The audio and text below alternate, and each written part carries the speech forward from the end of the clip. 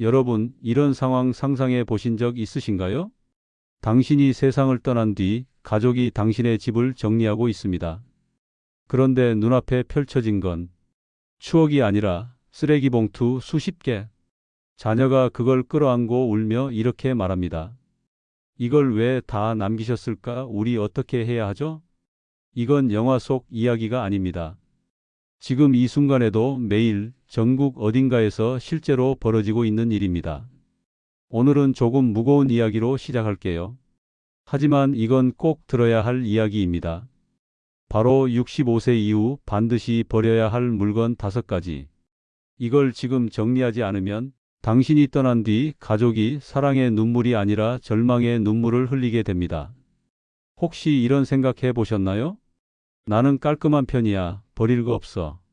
하지만 실제로 유품 정리를 해본 자녀들 대부분은 이렇게 말합니다. 평생 정리 잘하던 부모님이셨는데 막상 열어보니 감당이 안 됐어요. 지금부터 말씀드릴 5가지. 이건 단순히 공간을 비우는 게 아니라 가족의 마음을 지키는 일이에요. 마지막 순간까지 사랑으로 기억되고 싶다면 지금부터 단 한 가지도 놓치지 마세요. 제가 오늘 드릴 이야기는 유품 정리사로 10년 넘게 일해온 한 분의 실제 경험에서 시작됩니다. 그분은 500가구가 넘는 집을 정리했다고 합니다. 그런데 놀랍게도 그중 70% 이상이 같은 이유로 가족이 고통받았대요. 물건이 너무 많아서 정리를 못하겠다. 무엇이 중요한지 몰라서 버리지도 못하겠다. 그분이 마지막에 이런 말을 하더군요. 사람이 떠나면 슬픔보다 먼저 오는 건 혼란이에요. 무엇을 버리고 무엇을 남길지 모르는 혼란. 그때 느꼈습니다. 아, 물건을 정리하지 않으면 사랑도 정리되지 않는구나. 오늘 제가 전할 5가지 이야기. 이건 단순한 청소법이 아닙니다. 삶을 정리하고 가족에게 남길 마지막 편지 같은 이야기입니다. 첫 번째로 버려야 할 건 오래된 서류와 영수증입니다. 여러분, 서랍을 한번 열어보세요. 아마 이런 거 있으실 겁니다. 십수년 전 전기요금 영수증, 이미 해지된 보험 서류, 폐업한 은행 통장, 누군가의 도장까지 같이 들어있을 수도 있죠. 제가 만난 한 할머니는 서재 한쪽 벽면을 가득 채운 서류함을 가지고 계셨습니다. 1980년대부터 모아온 통장, 보험증서, 영수증이 빼곡했죠. 이건 내 인생의 기록이라 버릴 수가 없어. 그 말씀 정말 공감됩니다. 하지만 갑작스러운 입원으로 가족이 서류를 찾아야 할 때 상상도 못한 일이 벌어졌어요. 이틀 동안 밤새 서류를 뒤졌는데 필요한 보험 서류 한 장을 찾는 데만 꼬박 이틀이 걸렸습니다. 결국 서류를 찾았지만 자녀는 울면서 이렇게 말했습니다. 엄마가 미리 정리해놨다면 좋았을 텐데요. 이 이야기는 우리 모두에게 하는 경고예요. 평생을 담은 종이더미가 결국 가족에게는 미로가 될 수도 있습니다. 법적으로 봐도 대부분의 서류는 5년이 지나면 효력이 없습니다. 세금 관련 서류도 5년이면 충분해요. 그 이상은 불안감이 만든 짐일 뿐이에요. 남겨야 할 건 단 3가지뿐입니다. 부동산 관련 서류, 유효한 보험연금 서류, 그리고 가족관계 증명 같은 주요 문서.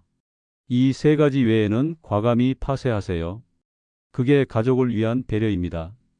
요즘은 스마트폰으로 간단히 스캔도 할 수 있습니다.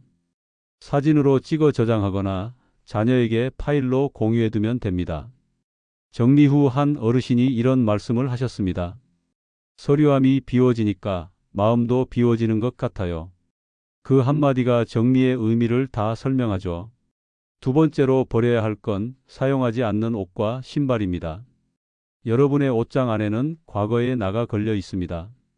20년 전 정장, 안 맞는 바지, 신지도 않는 구두들. 이건 아까워서 못 버려. 살 빼면 입을 거야. 다들 한 번쯤 해보셨죠? 하지만 통계가 냉정하게 말해줍니다. 옷장의 80%는 1년에 한 번도 입지 않습니다. 강남에 사는 한 할머니는 남편이 세상을 떠난 뒤 10년 동안 남편의 옷을 그대로 두셨습니다. 이걸 버리면 남편이 진짜 떠나는 것 같아서요. 하지만 결국 그 옷들이 곰팡이 냄새가 나고 자녀들이 치울 수도 없게 됐습니다. 정리란 이별이 아니라 존중입니다.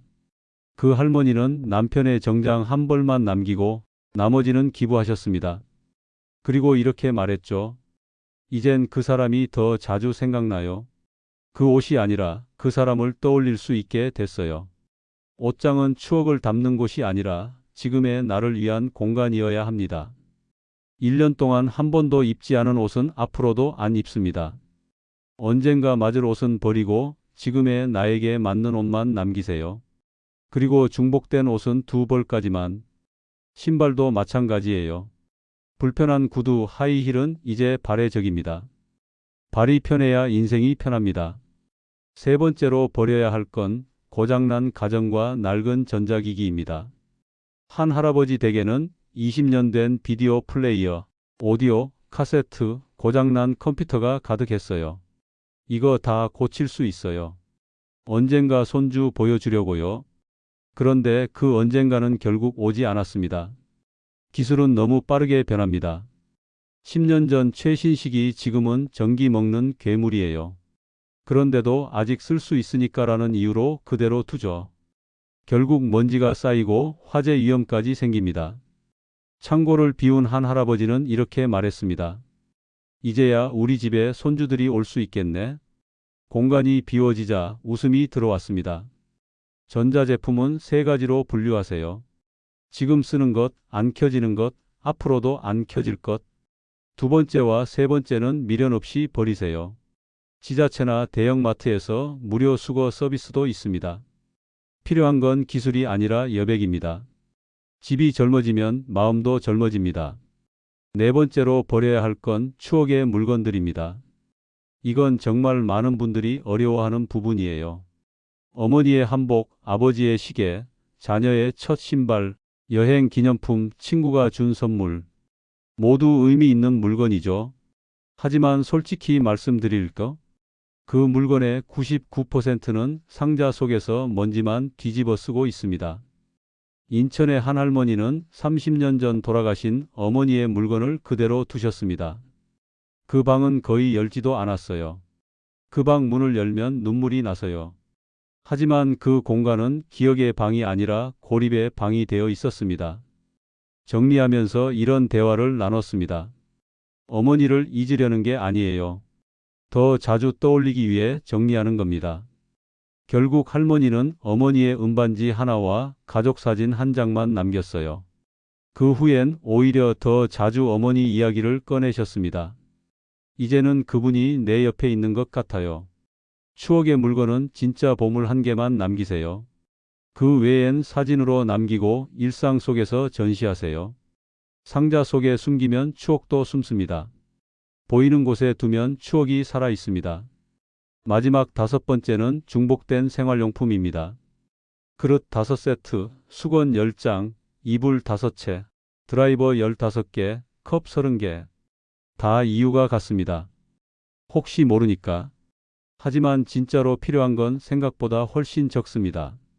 수건은 일주일치에 예비 2~3장이면 충분하고 이불은 계절별로 한두 벌이면 됩니다. 정리를 마친 한 할아버지는 이렇게 말했어요. 물건이 줄었는데 이상하게 삶이 더 풍요로워졌어요. 그 이유는 단순합니다. 물건을 관리하는 에너지가 줄어드니까 사람에게 쓸 시간이 늘어난 거예요. 정리란 단순한 비움이 아닙니다. 다시 사람에게 집중하는 과정입니다. 한 할아버지는 뇌졸중으로 갑자기 요양병원에 입원하셨습니다. 자녀들이 아버지 집을 정리해야 했죠. 40년간 쌓인 책, 서류, 기념품. 자녀가 이렇게 말했답니다. 이걸 어떻게 해야 할지 모르겠어요. 그 한마디가 모든 걸 말해줍니다. 반면 서울의 한 할머니는 달랐습니다. 70세 생일에 스스로 정리를 시작하셨죠.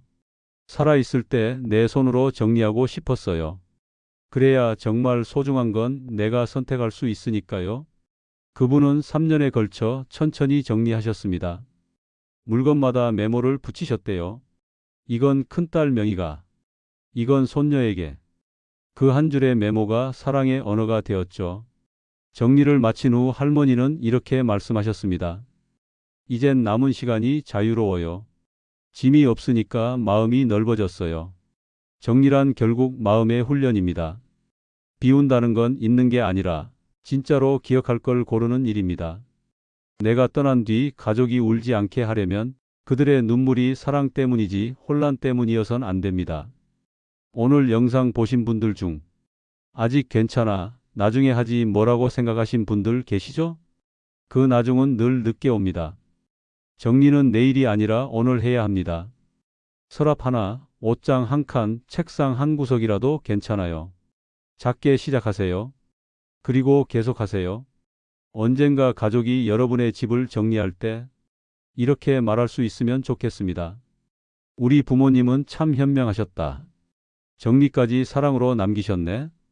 그게 진짜 행복한 노후 아닐까요? 이 영상이 도움이 되셨다면 구독과 좋아요 부탁드립니다. 그리고 여러분은 어떤 물건을 가장 버리기 어려우신가요? 댓글로 남겨주세요. 그 이야기가 누군가에겐 큰 용기가 될 겁니다. 지금까지 시니어 정보광장이었습니다. 오늘도 가볍고 따뜻한 하루 보내세요.